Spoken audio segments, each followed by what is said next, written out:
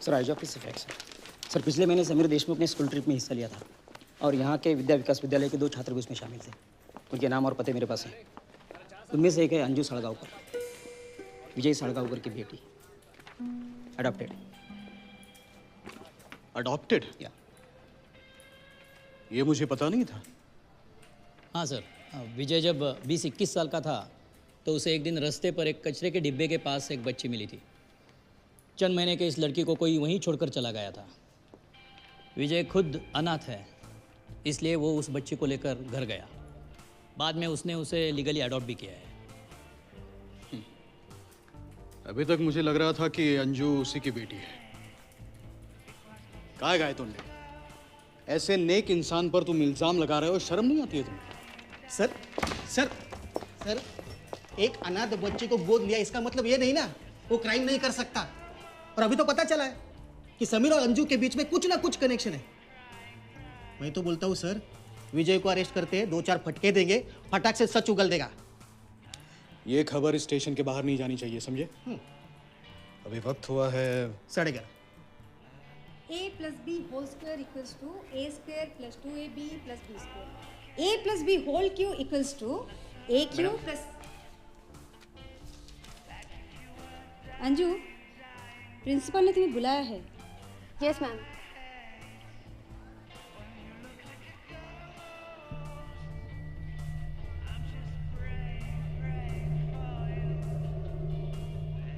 जो हुआ उसे साबित करने के लिए पुलिस के पास एक ही सबूत है, हमारा डर।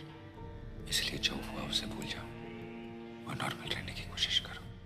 पुलिस को बिल्कुल नहीं पता है इस घर में क्या हुआ था। वो सर्कमस्टेंशियल एविडेंस के बिना पर हमसे पूछताछ करेगी। हमें उनके सवालों का जवाब बिना डरे हुए देना है। वो झूठ मूठ की बातें भी करेगी, लेकिन तुम सैम को जानती थी, इस बात से कभी इनकार नहीं करना। बस वही बातें छुपाना जो इस घर में हुई थी। मैं कम इन मैम? तुम विजय साड़गांवकर की बेटी हो ना? जी सर।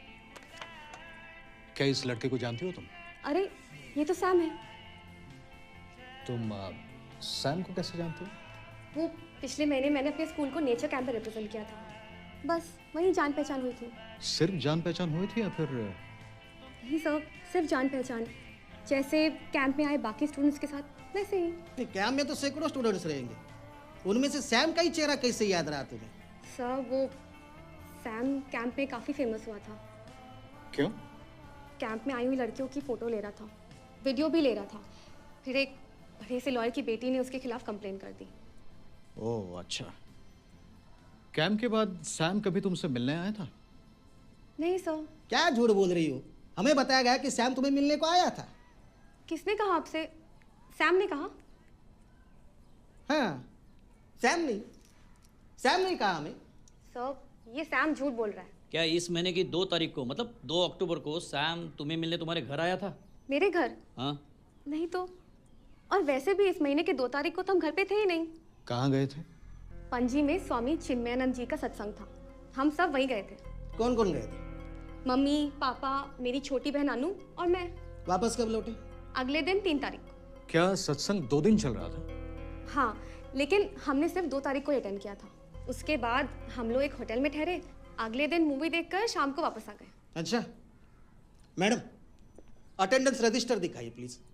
देखते ये 2 तारीख को स्कूल में आई थी क्या? नहीं, 2 तारीख को तो स्कूल को छुट्टी थी, गांधी जयंती। हाँ, और 3 तारीख को संडे, इसलिए तो हमने प्लान बनाया था। इसका मतलब कैंप के बाद सैम से कभी तुम्हारी मुलाकात नहीं हुई? नहीं sir. Okay, thank you. Thank you sir. Thank you ma'am.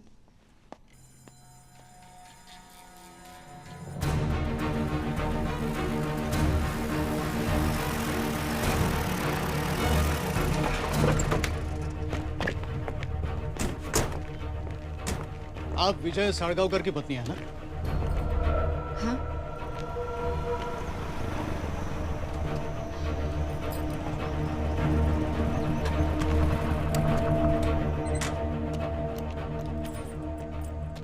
अरे विजय, इस वक्त तू घर पे?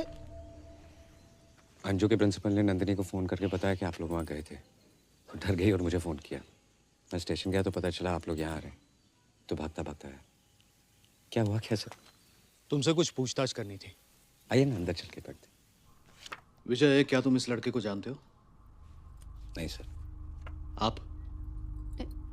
नहीं सर। इस कार को देखा है? नहीं सर। और आपने? नहीं सर। साफ साफ बात करते हैं। मैं भी वही चाहता हूँ सर। ये है आईजी मीरा देशमुख का इकलौता बेटा सैम देशमुख। पिछले 25 दिनों से लापता है। पिछले महीने नेचर कैंप में इसकी मुलाकात तुम्हारी बेटी अंजू के साथ हुई थी। हमारे पास ये भी सबूत है कि सैम यहाँ उसकी येलो कलर की Hyundai गेट्स में आया था। पिछले हफ्ते पुलिस ने ये कार पेवलियम स्टोन क्वारी के तालाब से रिकवर की। हमारे यहाँ आने की 2 वजह हैं।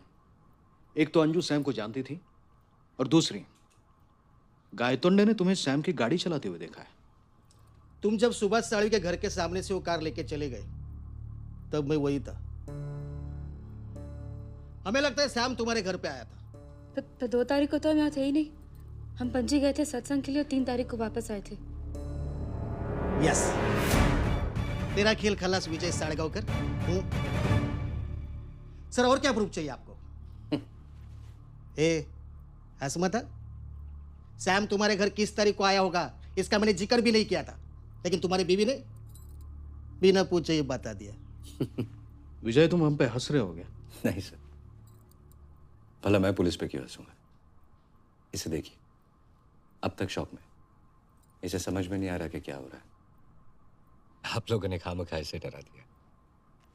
मैंने आपको पहले भी बताया था कि प्रिंसिपल ने नंदिनी को फ़ोन किया था कि आप लोग स्कूल गए थे किसी केस के सिलसिले में, और अंजू से भी पूछताछ की। अब आप तो जानते हैं कि ऐसे हालात में स्कूल वाले कैसे डर जाते हैं। उन्हें लगता है कि केस की वजह से स्कूल का नाम खराब हो जाएगा।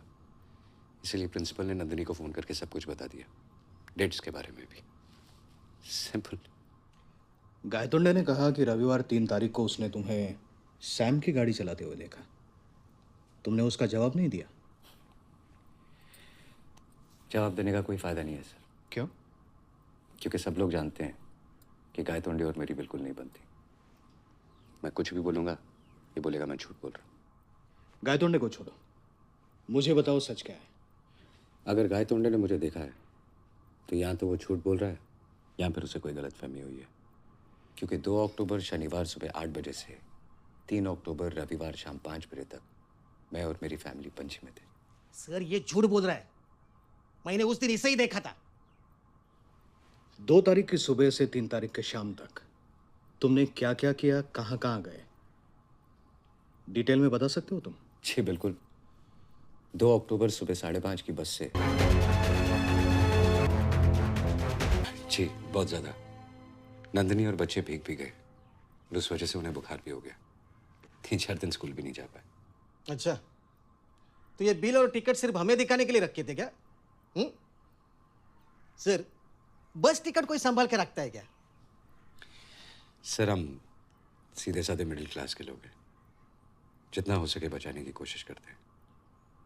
हर महीने की 30 तारीख को सब बिल्स चेक करते हैं कि कितना बेकार का खर्चा और कितनी सेविंग हुई।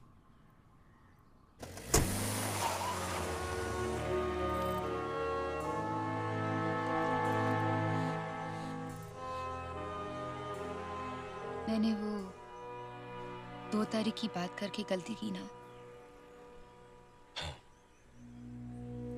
लेकिन तुमने उन्हें अच्छी तरह से समझाकर भेज दिया।